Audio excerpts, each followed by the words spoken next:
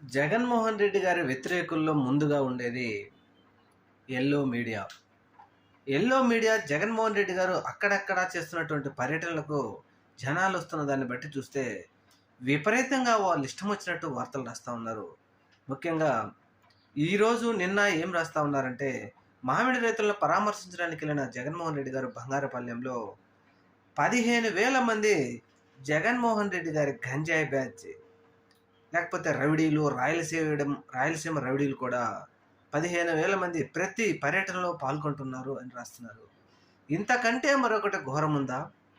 అసలు నిజంగా ఈ వార్తను చదివితే చిత్తూరు జిల్లా చుట్టుపక్కల ఉన్నటువంటి 2, 3 జిల్లాల ప్రజలు ఎంత బాధపడతారు అనే సోరకం కూడా లేకుండా ఈ ఎల్లో మీడియా ఇలాంటి వార్తలు రాస్తా ఉందంటే, జగన్మోహన్ రెడ్డి గారి పర్యటనలో పాల్గొనే వాళ్ళందరూ, అంటే ముఖ్యంగా ప్రతి పర్యటనలో 15,000 మంది రౌడీలు, గంజాయి బ్యాచ్ పాల్గొంటుందంట.